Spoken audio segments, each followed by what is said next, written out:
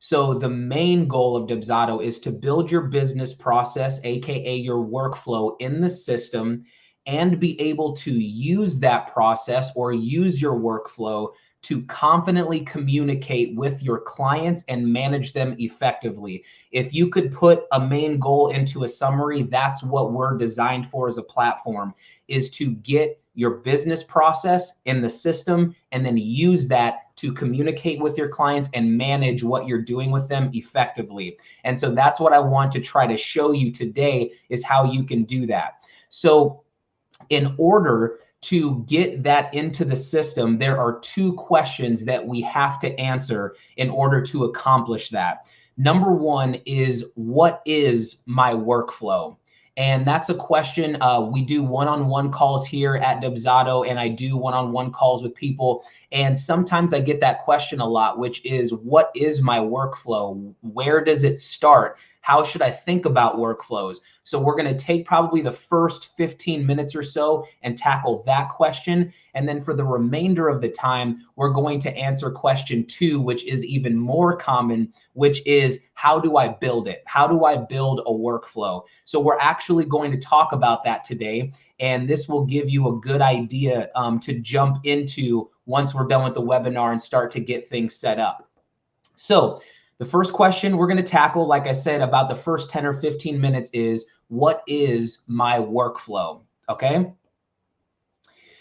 All right. So your workflow, I'm going to kind of break this down into a definition here so that you understand where I'm coming from for the next couple slides here. So your workflow is the series of steps that you take with clients from the beginning of working with them all the way until you're completing your work together. That's the definition of what your workflow is. It doesn't have anything to do with automation, even though you can automate some things. It doesn't have to do with just strictly emailing the client. It's a series of steps that you take. So whatever it is that you do with a client, every single step that you take with a client, from the moment that they become a new lead or they show interest in working with you, all the way until you're finished with that service, that is what your workflow is. So just to kind of clarify that, because it's really going to help some people when thinking about automation and whether it's just sending things and all of that, it's everything that you do in that process. Okay, so that's your workflow.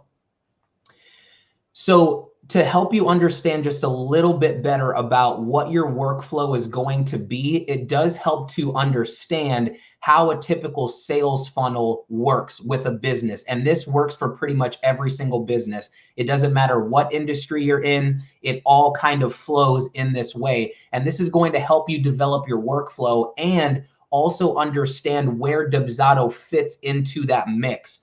So in a typical sales funnel, the very top ring that you see there, that red ring across the top, that's your awareness and traffic ring. And what that is basically your marketing. It's trying to get people to learn about your business, just even know that you are there. All of your marketing and things like that go into the awareness and traffic. You're trying to bring people to see that your business exists, just to get yourself out there. So that's typically the very top ring in a sales funnel.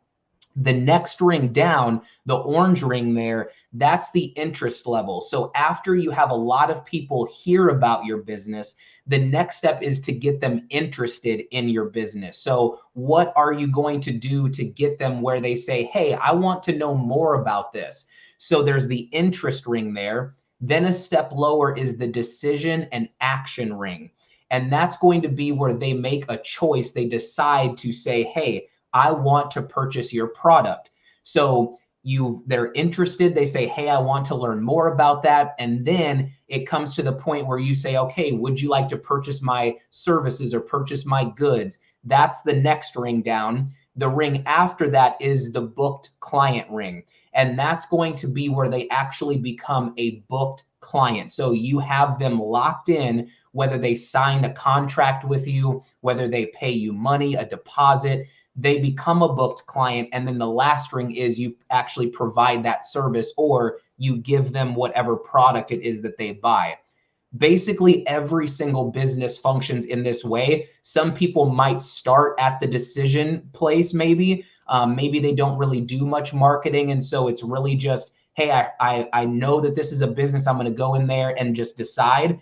But typically, this is the funnel that every business follows. So with that being said, this is basically a breakdown of what Dubsado is involved in. So a common misconception with Dubsado is that we take care of everything as far as awareness and traffic, all the way through providing service, but we actually do not.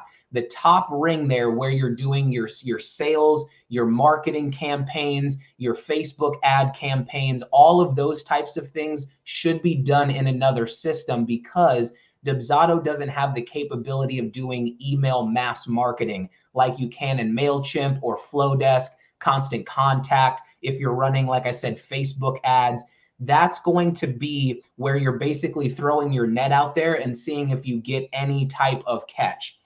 Where Dubsado comes into the mix is as soon as someone is interested in working with you. So the moment that anyone says, hey, I would like to hear more, or hey, can we jump on a call and talk about this more? Or, hey, could you send me pricing? Anytime you have someone who is interested in your service or product, that's where Dubsado should come into the mix, and they should be put into Dubsado. So hopefully that kind of helps break down where Dubsado fits in your overall funnel. And because of that, this is your workflow. So anything from the moment they come in all the way through providing that service. So whatever that looks like for your specific business, that's going to be what Dubsado covers. And if we go back a few slides here, just so that we can tie this in with the definition, the workflow is from the very beginning of working with them. So I want to hop on a call with you, or hey, let's meet up for coffee, or hey, could you send me pricing? Or if you have them fill out some type of a form to get more information. Those types of things, that's the beginning of your workflow, and then it's all the way until you're finished working with them. So hopefully that helps you just kind of understand what your workflow actually is, so you're not thinking about your workflow from the booked client area. You're actually thinking about it earlier in your process, from the moment that someone is interested in working with you. So the next thing that I want to talk about is, so if someone is interested in working with you, how do we get them into Dubsado? I know we need to run workflows and do all of those things, but how do I get someone inside the system? And that's what we're going to talk about next, is that entry point where people come into the system. So the lead capture form is probably one of the most important forms in Dubsado, because it's how you can get people from your website, from Facebook, from Instagram or LinkedIn, from all these different places where you have people wanting to show interest and wanting to find out more. It's how you get them into Dubsado. So I want to start with the lead capture form. And there's two things that I want to talk about with the form. And that is, when someone fills out a lead capture form, and we'll look at this in Dubsado here in just a second.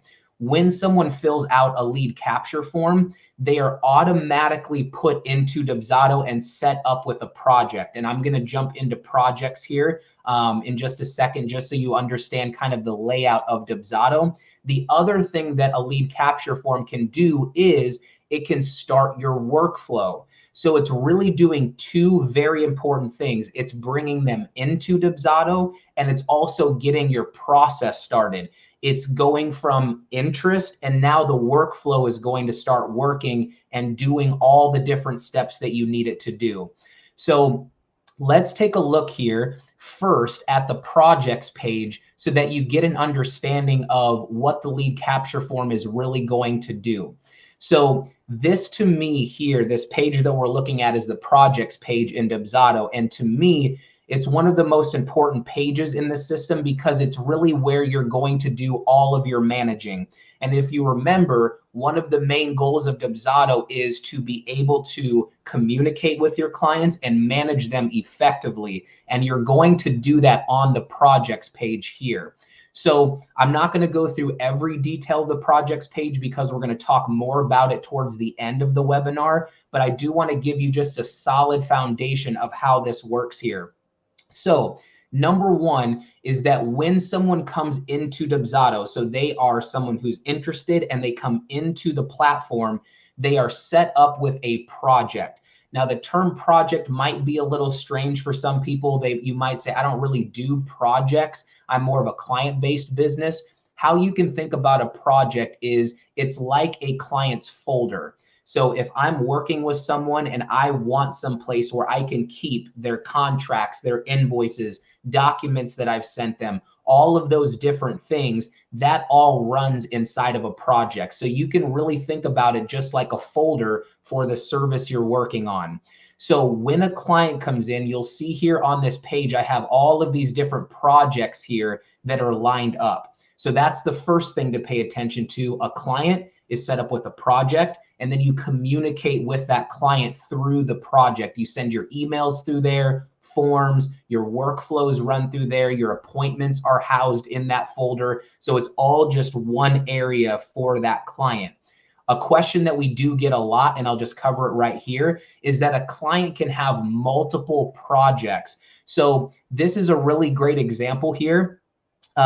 In this system, we have, different people. So right here, we have Kim, who is doing a newborn session with me. So the way you can think about it is I could have a folder for Kim's newborn session, and then maybe down the line in a few years, she wants me to do a family session. So I could create a new project for Kim.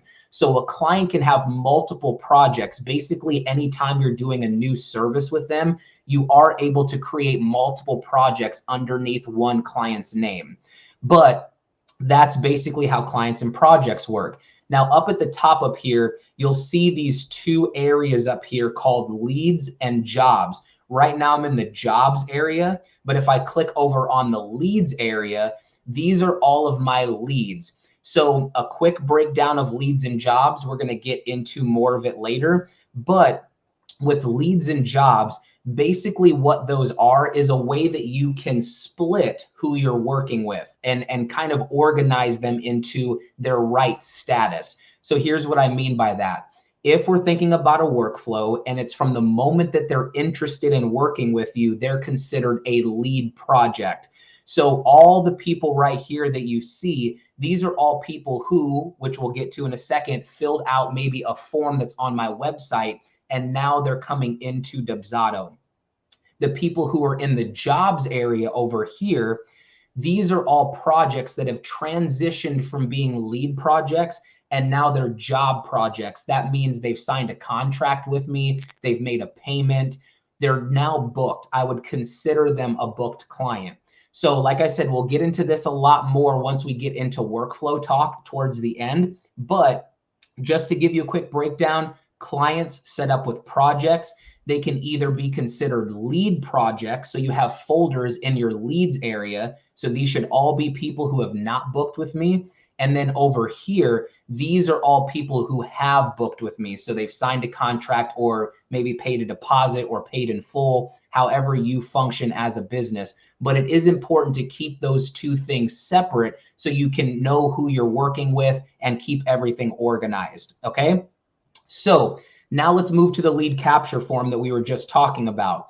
So I'm going to go here to templates and forms. And we're going to talk about these forms here in just a second. But what we're going to look at first is the lead capture form over here on the right-hand side. Like I said, this is one of the most important forms to have because it's going to get people into the system.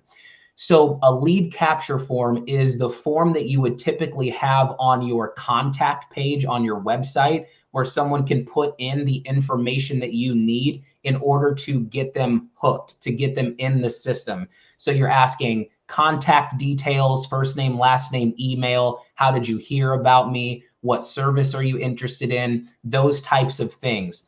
So with a lead capture form, and really quickly here, just in case people are very, very brand new to Dubsado, how you build these forms is by using these elements over here on the right-hand side. You can click and drag and add those onto the form to build all of your forms. So that's just a quick thing in case you're brand new to Dubsado. You can build these by using these blocks over here on the right-hand side. So with this lead capture form, Once someone fills this out, it's going to automatically create that new project. So that's what we want. Someone fills this out, they're interested. Let's get them set up with a project, and then they can have the workflow start running and all of that. Once you have this form built out, if you click the share button up here in the top right-hand corner, it gives you two different ways that you can share this with people. So anyone who you think might be interested, or an entry point on your website or on Facebook or anything like that, where you want people to fill out a form because they're interested, you can use these two methods. The first one is the iframe code right here. So if you have Wix, Squarespace, WordPress, anything like that, you can copy this iframe code into your web builder and you can embed it into your website. So that gives you the option there. And then the other option is with a direct link here. So this option, if you copy this and paste it into a browser, you could put this on LinkedIn. You could put it on Facebook or Instagram. You could text it to somebody if you wanted to, all of those different options. But that's going to open up this form and they can fill it out, and then a new project will get created. The other thing the lead capture form can do, which we talked about in our slide here, so it creates those projects, but it can also start the workflows. So how you start a workflow from this form is one of two different ways. The first way, if we click on the settings tab up here at the top, you'll see right here where it says default workflow. And what that means is anyone who fills out this lead capture form, they're going to have the same workflow start in their project. It's just going to continue to start in there, the same thing for everybody. And we'll look at a workflow here in just a second, but you can add that workflow to start in there in the default workflow area here. The other way that you can do this is on the actual form, you can ask a question, and based off of their answer, you can have a different workflow start. So what you can do there is use this element right here called the workflow element. And it's grayed out because I already have it on my form here. But on this form, you can see that I have a question here that says, what type of session are you interested in? And what you can do here, if we click into this, is you can ask whatever question it is that you want to, and based off the answer that they choose. So if they say, I'm interested in a family session, or I'm interested in a maternity session or a newborn session, I can apply a different workflow to start based off of what they want.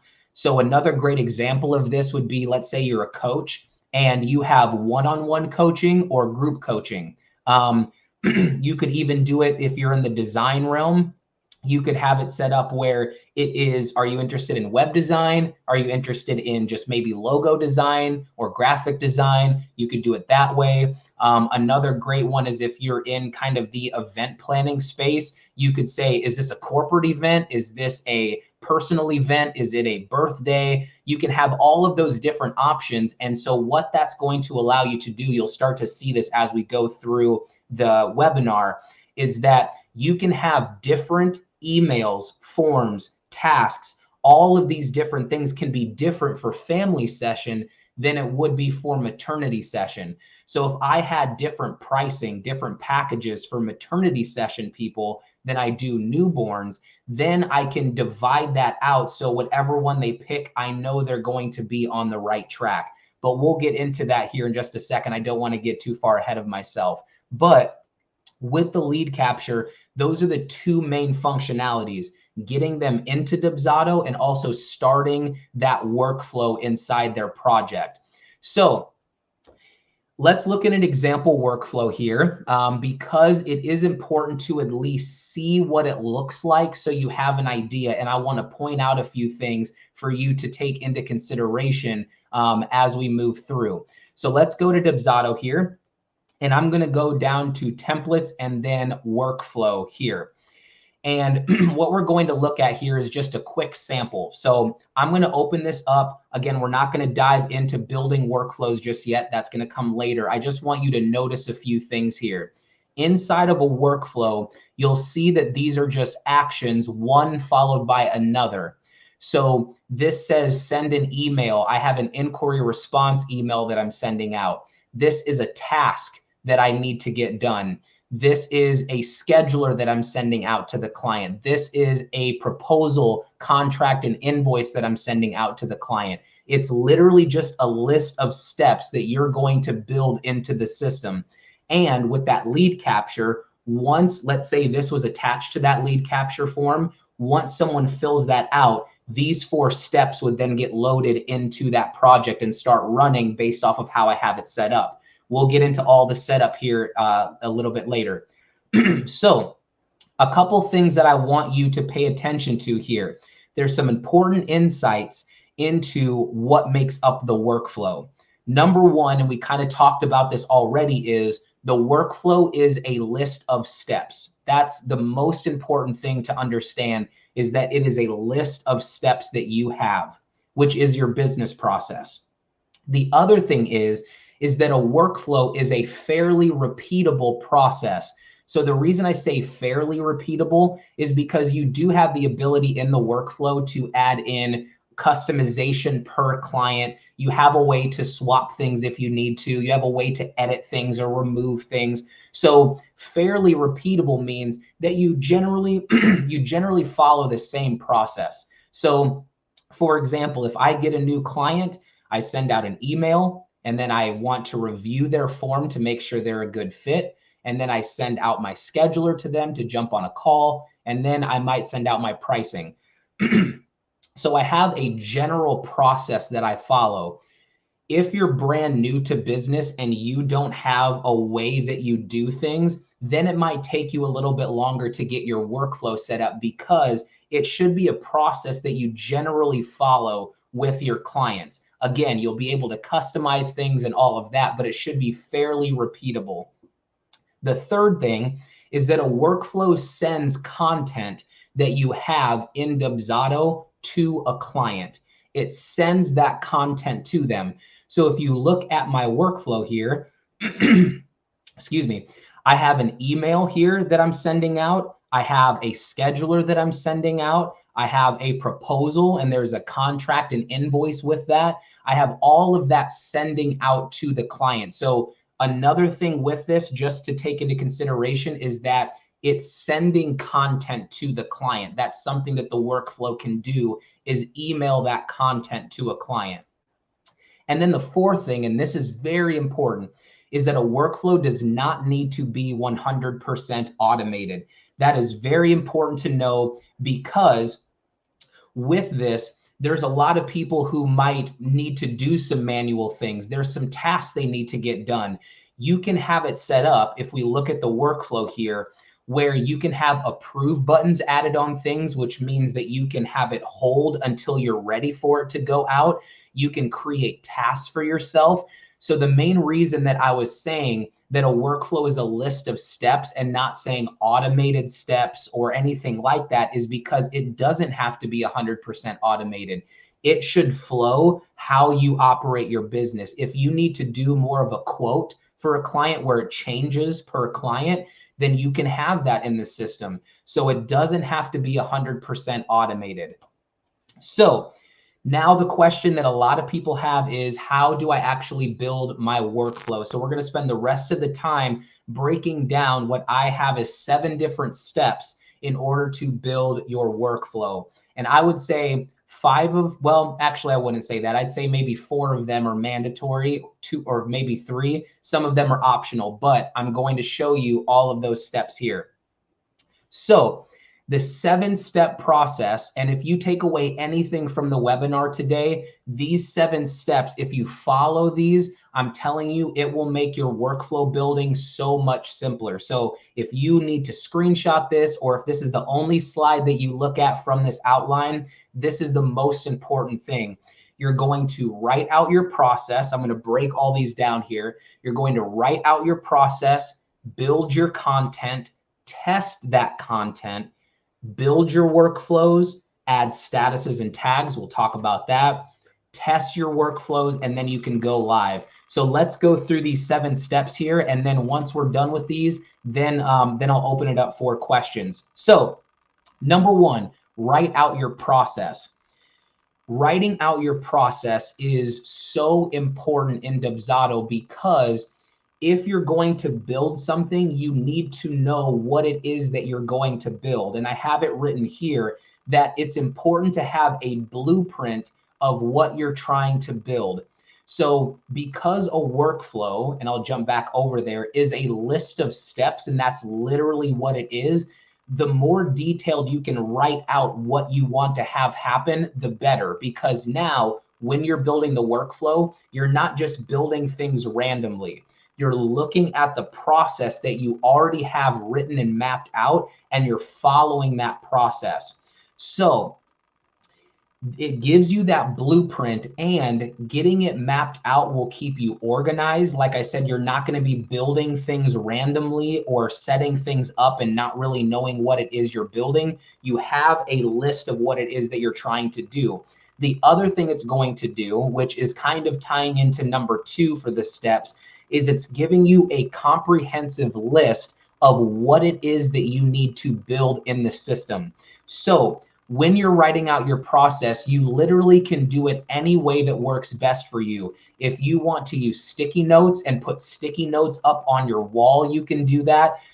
If you want to use an actual online platform like Microsoft Excel and just write out your process in there, or I love Notion personally. That's like my favorite app right now. You can write out your process in Notion, or there's other mind map type ideas that you can find on the internet where you can do it that way. Whimsical is a great one that I like. Or you could do just an old-fashioned pen and paper and write it out if you want to. The most important thing here is to get it in front of you. You want to see that process so you know when you're coming into Dubsado, these are the things that I'm trying to execute inside of the system. So big thing right there is to write out your process. So just to give you a breakdown and kind of tie it into what we've already been looking at, I just wrote out this process here very simply on this Canva page, just so you can see what you need to do first. So I literally wrote step 1, send an inquiry response email to the client. Step 2, review their inquiry form to see if they're a good fit, if I want to work with them. Step 3, send an email with a link to my consultation scheduler. If they are a good fit, I want to send that out. And then step 4, after the consultation, I want to send them out my proposal contract and invoice. So very simple there. There's nothing crazy about this. I literally just wrote out 4 steps. Your workflow might be a lot longer because remember, you want to write out your workflow from the moment they come into the system, that very first thing, sending an inquiry response, all the way until you're finished working with them. So that could mean you're sending a feedback form at the end. You are maybe mailing them a gift or sending them an email where they can link to Yelp and leave you a review. You want to write out everything that you do with the client from top to bottom, okay? So as you can see there, I just wrote out a very simple process. The next thing, build your content. So we have our process written out. The next thing we need to do is actually build the content in Dubsado. Something that I will say from talking to literally thousands of individuals while I've been working here at Dubsado is most people do not have this part ready to go. They might know what their process is and know how they want things to function, but they don't have the content in Dubsado. So something that I want to do to kind of tie in an analogy so that you can kind of see the importance of this is, let's imagine for a second that you are baking brownies. So you can see right here, I have a nice little picture of the back of a box from Betty Crocker. So you can see that there. This is obviously going to make me hungry just looking at this, but this is the exact same idea as a workflow. A workflow is a combination of your directions or your process and your content. So if you have, let's say, your process written out, so you go in, you write out your process, heat the oven to 350 or 325, stir the brownie mix, all these different things, but you don't have any of the ingredients with you, it's literally impossible to bake brownies. So the importance of having that content in the system, making sure you have all of those ingredients in front of you is so important, because that's literally all a workflow is your process mixed with the content. If we look at the workflow that I have set up here, I have an inquiry response going out that I already have that email written. I have a scheduler that I already have built in the system that I'm sending out. I have a proposal with a contract and an invoice already in the system. So if I didn't have those things in the system, then I can't go in and build my workflow because I don't have the ingredients. So the next thing that you should do when you are going through here is, and this is something that I personally like to do, it's something that helps me visually see things, and I'll break this down here, but you can do it any way you want to. The exact same process that I have, what I did here was I just highlighted everything that I need to build in the system. Kind of like what we were saying, I'm getting a comprehensive list of all the things that I need to build. So for example, if I have an inquiry response email, I need to write that, which we'll talk about in a second, all the different pieces of content. I need to write that. If I have an email here, I highlighted that in red. So I have 3 emails I need to write. I have my scheduler highlighted in orange. So all schedulers I could highlight in orange. If you literally wanted to use a highlighter, you could do that. But this way I'm seeing, oh, I have 3 emails I need to write. I have a scheduler I need to build. And then I also have a proposal I need to create and a contract before I can put this workflow together. So if you do it this way and highlight all the different pieces of content, and it's right there in front of you because you have it written out. So if you want to use different color sticky notes, you could do that. There's a lot of different ways that you can do it, but this will give you that list. So if I was writing this out and I see this, my next step would be, I'm going to go into Dubsado and start building this content. So one thing I want to do before we get into step 3 here is I want to talk very briefly, and I mean very briefly because I want to be respectful of everybody's time here. I want to talk very briefly about the different pieces of content that you can build in Dubsado, just in case we have people who are here or who are watching who have never really used the system. They don't even really know what Dubsado has to offer. I'm going to run through these really quickly just so you can get an idea here. So the first thing is I'm going to go underneath templates here, because in Dubsado, the template section there, this is going to be where you can build everything. So build your schedulers, build your proposals, your contracts, all of those different things. So the first one we're going to look at, we're going to go to forms here first. This is the page we were on earlier where we were looking at that lead capture form. Now we're going to talk about these 4 forms here. We have 5 different form types in Dubsado, and I'm just going to explain the differences between them here really quickly. In Dubsado, you can create contracts for your client. Your contracts are going to be your main terms and conditions, meaning, you know, these are the standard things that everyone signs off on. Please fill this out, sign it at the bottom. You can add, if we click into this contract here, you can put all your terms and conditions in here, payment information, and you can have your client sign here and actually electronically have them sign. So you don't have to use DocuSign or HelloSign or anything like that. You can use our contracts to get them to electronically sign. Sub-agreements. Sub-agreements are for any secondary contracts that you need them to sign.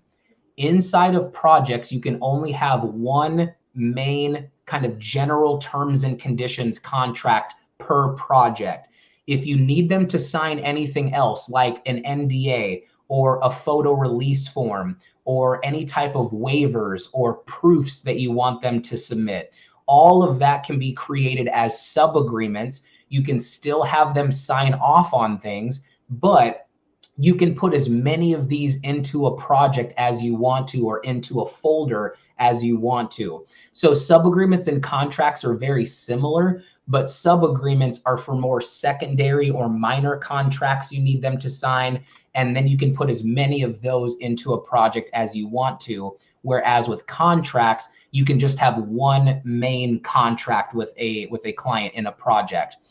Then the questionnaires. Questionnaires are great for basically any type of thing that you need them to fill out after they've filled out the lead capture form. Lead capture forms are normally very short. If you're on a website, you don't want a lot of friction or have a client fill out a huge form just to say they're interested. So lead capture forms are usually really brief, contact information, maybe a couple questions. Questionnaires are things that you can send out in your workflow that can have them, let's say you're doing event planning and you want them to fill out all the vendors and who maybe the bridesmaids are or anything like that. You can create questionnaires as a feedback form or anything like that to send out to the client to get more information. Welcome packets, all of that kind of cool stuff. Proposals are going to be where you can pitch your pricing to a client. I'll talk about that in just a second because there is one other thing that I want to talk about before proposals. But the next thing here that we'll talk about are packages. We'll click on that. Packages are a way where you can put your services or products that you offer into Dubsado. So for example, here I have my main packages where I can do, bronze package or silver package or gold. These are all things that have price points attached to them. So if I sell 8x10s as individual prints or 5x7s, things like that, I can put all of that into the system. And the reason that you want to do that is if we go back to the proposals, you can use this as a way to actually pitch your pricing to the client. So this is where you're actually going to put your packages. And if you have add-ons, a la carte items, all of those different things, you can put this on this form and send it out to them. So as you can see here, I have a bronze package, a silver package, gold, platinum. I have all of my individual prints here. So all these different types of things. You can basically use your proposal, send it to a client, say, hey, this is what I have to offer. If you do quote type proposals, you can use this for that as well. Maybe you just have one package on there and you customize it each time for a client and send it out to them. You can definitely do it that way. But once someone fills out this form, it's going to create an invoice in their project automatically with their selections on it. So this is really like an online order form that you can use to send to a client. And the other thing you can do as well is you can actually include a contract and invoice all together in the same bundle and send it out to them in one shot, which is really awesome. So that's the proposal. The next thing I'll talk about here are canned emails. Canned emails are so important in Dubsado because let's take that workflow that I was wanting to use. If I'm going to send an inquiry response email to a client, hey, thank you so much for inquiring. I'll be in touch with you in 24 to 48 hours. I need that email in here. This is basically like a repository where you can store all of your emails that you typically send to clients, whether it is a hello email or welcome email, if it's a we're not a good fit email, anything that you use and you typically send out to clients, you can program them in here, write them in here, and use them with your workflow. So canned emails are important there. And then the last thing that I'll talk about here is scheduler templates.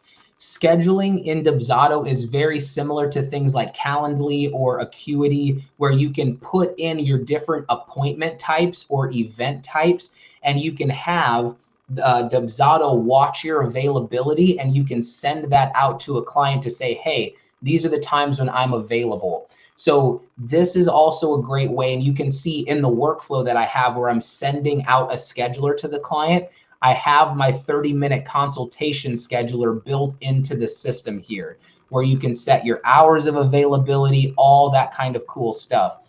Again, we can't really deep dive into all these different features just because of time's sake, but those are just a list of some of the things that you can build in Dubsado as far as content is concerned. So once you have your process written out, you kind of understand what content you need. go ahead and start building that in Dubsado, and that will put you in perfect position for your workflow. The next thing, this is technically optional. You don't have to do this, but I always recommend it because, as we said in the beginning, we want you to feel confident in using the system and confident when you're managing your clients and communicating with them. I highlighted it in green on the presentation because we want you to feel confident using the system. How you feel confident is with steps 3 and step 6. Those two things are how you develop feeling comfortable with the product, with your workflows, with your content, making sure it works the right way. So what step 3 is, and this is what I recommend everybody does before they even get to workflows. We haven't even talked about building them. We're just at getting your content together. Once you have your content built, what I always recommend that people do is to go into the projects page here and create a sample or a test project with yourself as the client. If I click into this project here, you'll see that I have my email as the email here. So what does that mean? I made a client that is me. What that means is that I can go through and I can send myself a contract if I need to. I can email myself.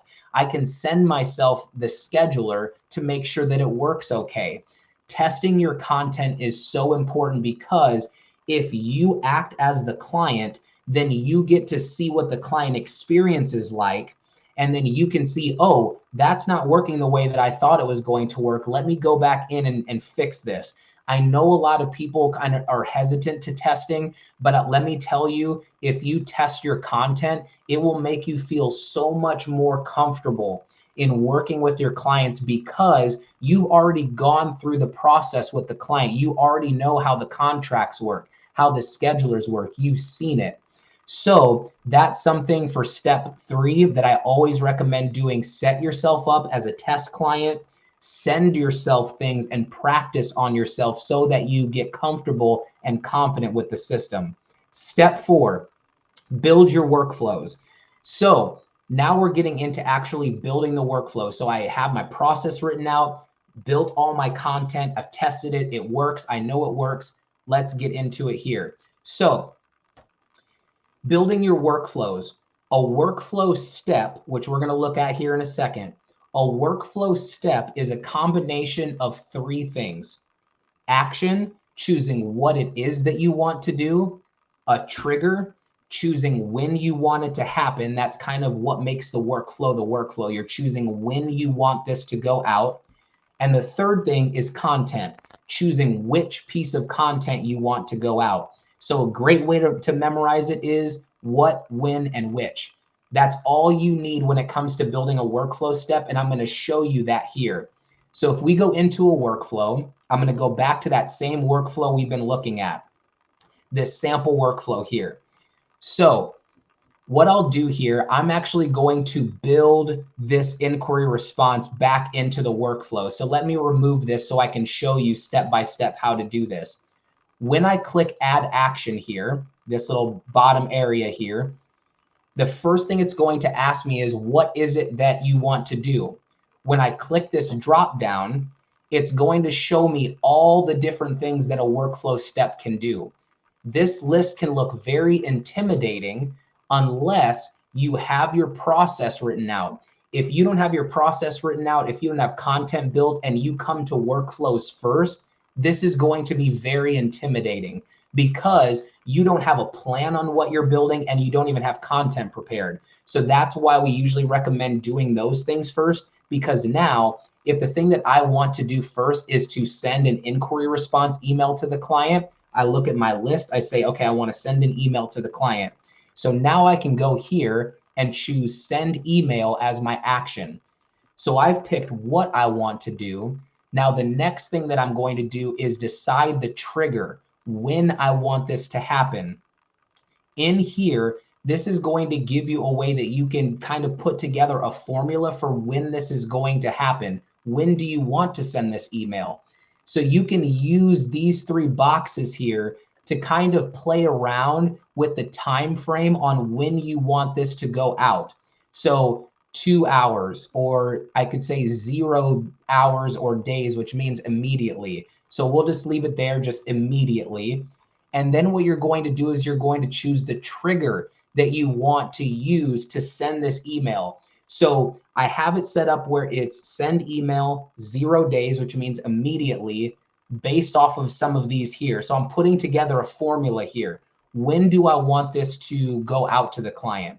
Well, if we think about how everything works, a lead capture applies the workflow and starts it. So I'm going to choose after workflow started as my trigger. So that means as soon as this workflow gets added from the lead capture, it's going to start and send this email out. So I've picked when I want this to go out. And the last thing is you'll see right here where it says, what email do you want to send? This is where content comes into play.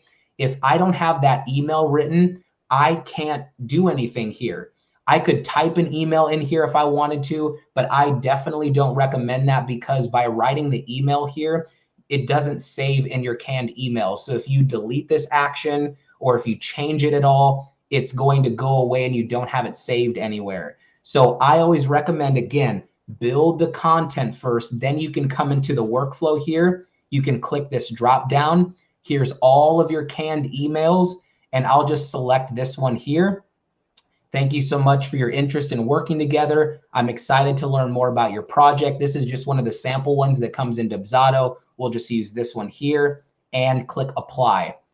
And literally that is all building, and I'm going to move it up here to the top. That's all a workflow is when you're building a workflow step, choosing what you want to do, when you want it to happen, and then also choosing which piece of content you want to go out with it. So that's how you'll go through and start to build a workflow. So the next thing we're going to talk about here, we have about 10 minutes left. So we're making good time here. We'll finish right at about 11 our time, or 10:30 our time. So step 5, add statuses and tags.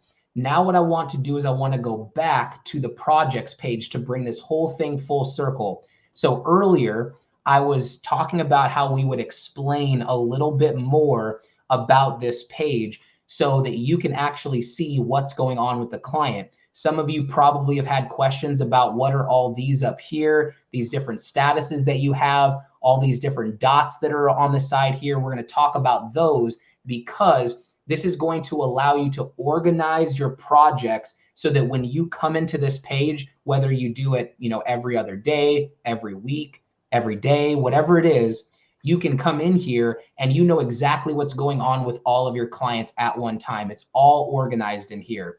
So how you're going to do that is you're going to add statuses and tags. So let's talk about statuses and tags. Project statuses are designed to show where your client is at in your workflow process on the projects page. They are key milestones that happen in your business process. So if we go back to the projects page here, just so that you have an understanding of what I mean by that, you'll see that all of these are kind of milestones that are happening in my workflow process. I get a new inquiry, awaiting a consultation. They book their consultation. Maybe I need to follow up with them. Then I need to review them. Then I send out a proposal, contract, and invoice. Once they sign the contract, that's when I consider them booked. So I would make contract signed, which is the next step. I would make that in the jobs area. So contract signed, deposit paid, welcome packet sent, all of these different things. You can create these as your core milestones of someone working through your process. So how you do that is underneath customize over here on the right-hand side. You can click add status up at the top, and you can make your different milestones or your statuses that your workflow is going to eventually follow. We're going to get into that in a second. But those are statuses, which are milestones of your workflow process, essentially. The next thing are tags. Tags are designed to group clients together based on type. So I have these types of clients: maternity clients, family session clients, newborn clients, out-of-state clients, in-state clients. all of those different types of tags, when you're thinking to yourself, I'm looking for these types of clients, I want to group them together, that's what tags are. So on the same page over here on your projects page, you can see here where I have it set up, where all of these projects are labeled with the right tags. So for example, Crystal here is a maternity client. She's doing a maternity session and she purchased the bronze package. So you can tag these projects and that way you're grouping them together based off of a certain tag. And you can create those underneath customize over here as well. If you click customize and scroll to the bottom, you'll see that all these tags, you can make them down here based off of any type of demographic or type or anything like that that you want. So that is going to be where you can do most of your organizing for this page, so that when you come here, I can click on this status here. All of these people have their contract signed. And so you can see I have signed contracts, but they haven't put any money down yet. So they haven't moved to deposit paid yet. They're still in this contract signed status. But once they pay, I want them to get moved to deposit paid. So you can see here where they at least have a contract signed and deposit paid. You can kind of see that idea there. So let's talk about working this into the workflow. So if we go back to workflow here, and we're almost wrapped up. So if we go back into workflow here, if we jump into this workflow, you'll see right here where it says send appointment scheduler out to the client. So what you can do in the workflow is not only just have the workflow send things out to your clients, but you can also have the workflow update those projects once something has happened with those things. So if someone books on my scheduler, I can have it move into consultation booked. So the workflow is doing two things at one time. Not only is it sending it out, but once they book it, I can have it move that project. How you can do that is if we click on add action, one of the actions that we have in the workflow, and again, we're getting into the advanced side of Dubsado here. So if you're brand new, give it some time. You will eventually get to this point, but I do want to give, we're going to Z. So we're at X and Y here. So this is advanced stuff. So in here, if you choose change project status as an action, you're able to update the status of the project based off of something that happens. So if I want to move them into, let's say, consultation booked, I want to do that immediately after they schedule an appointment with me. So I can have it watch the consultation scheduler here, and this right here is going to update it once they book on that consultation. So if I add this into the workflow here, I could put it right about here. Chronologically, that makes sense. But now you can kind of see where it's sending the scheduler to them. And then once they book on that scheduler, it's going to change their project status. It's going to move them from whatever status they were in into consultation booked. So you can kind of see what the overall goal is of Dubsado, and you can also see how to use it to its max potential. That's one of the questions that I get a lot on calls is, I'm not using Dubsado to its fullest potential. I really want to figure out how to do that.